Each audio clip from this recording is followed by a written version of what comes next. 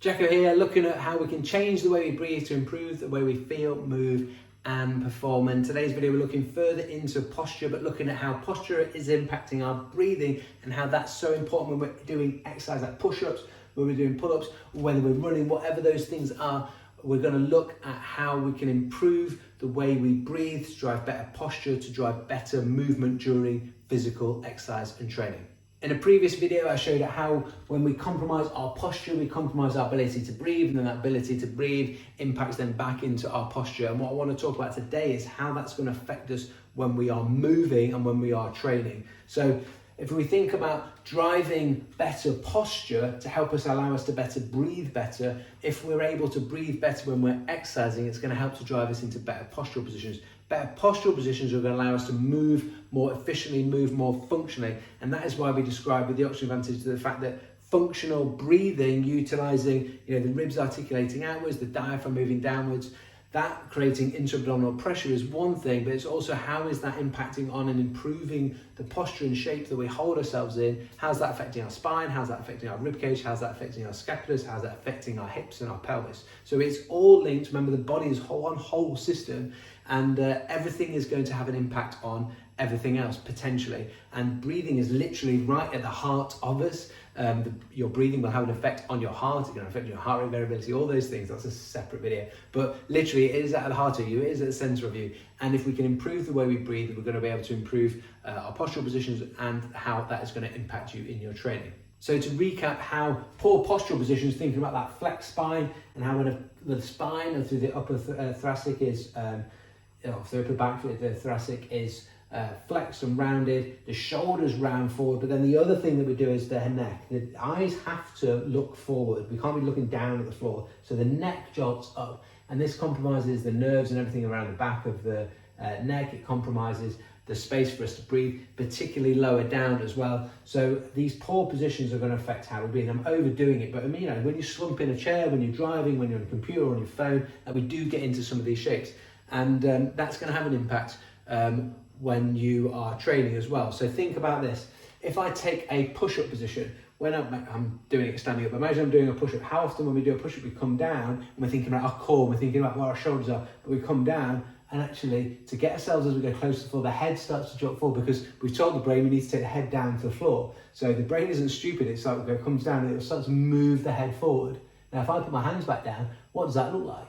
That looks like that same rounded thoracic, neck jolted up forward as I was just showing you before. Think about a pull-up. If I'm doing a pull-up, as I pull down onto the bar, I'm trying to pull myself up. When I'm trying to get that chin above the bar, and I reach forward and I go into here, if I press my hands down, I'm in that same shape again. So all the time, the exercise and movements that we're doing, we might be focusing on one element of the body, but we're potentially changing or just having some dysfunction around the posture of that back and of that neck that is going to potentially impact our breathing, but also it's going to impact the quality of the movement that we're doing.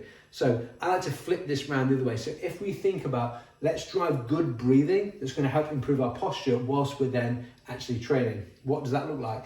Well, good breathing is going to look like the ribs articulating outwards to allow the diaphragm to move downwards. In order to be able to do that, we need to try to create a long spine. So I'm thinking about keeping the thoracic in nice and straight and long towards the ceiling. And big thing is I'm thinking about this head going up towards the sky or towards the ceiling. That allows the shoulders to drop down and relax and allows me to utilize the ribs articulating outwards for good diaphragmatic movement and breathing. So the diaphragm moves down on the way in and comes back to that resting position on the way out.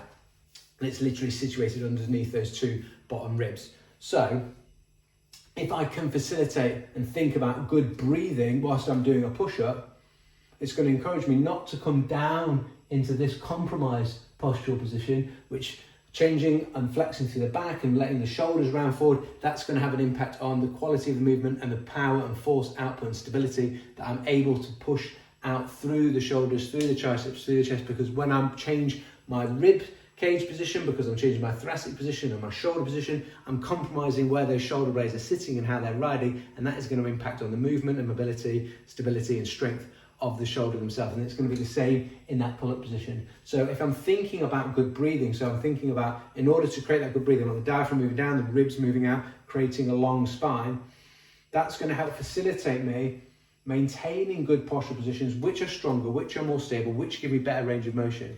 And then it's the same thing if we think about when we're running. How often do you see people when they're running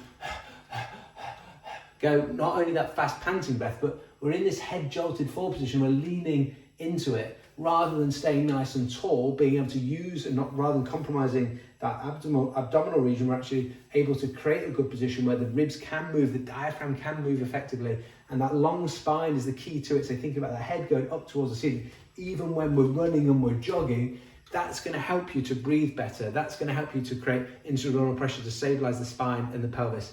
Like, all these things are so linked, but what we can try to do when we're exercising is think about, I'm going to try to breathe better. What are the positions and the mechanics that I need to be able to create in order to drive that better breathing? That better breathing facilitates then better postural positions, which ultimately is going to move into better functional movement where you're going to feel stronger, you're going to feel more stable, and you're going to get better range of motion. It sounds simple, and it is to a degree, but it's one of those things where, like, the simple things are the best. The difficult thing is putting it into action, breaking bad habits. If you've been doing dips, and every time you do dips on the bars of the rings, you come down, you jolt that head forward. That's a common one. Just like in that push-up, we need to first be able to break that habit. And in order to do that, you need awareness of that is what you're currently doing. Use then the breathing to change that habit, to drive you into better postural positions when you're exercising. You can practice it equally when you're just like doing your day-to-day activities, but start to think about it when you're sort of doing your push-ups, your pull-ups, your running, your yoga, whatever it is that you're doing. Think about, how am I holding myself to facilitate better breathing, and use that better breathing to drive that better posture, which ultimately is going to make you enjoy your workouts better, and make more improvements. You're going to feel better, you're going to feel stronger, everything that you're going to want to do, but it is literally that simple. As I say, the hard thing is putting it then into practice, but it starts with awareness. And people like me, we're here to help you. So if you have any questions, put them in the comments. If you need some help in any more specifics on any of these types of things, let me know. I'm happy to make more videos in more detail of one area or broaden it out to something else. Give me a heads up, let me know, put them in the comments. If you haven't yet subscribed and you're finding these types of videos helpful, and you're interested in improving the way you move, how you feel and how you perform, and how breathwork can facilitate that, then do hit subscribe down there or up on the thing over here maybe, and I look forward to seeing you in the next video. Just remember to keep it nasal.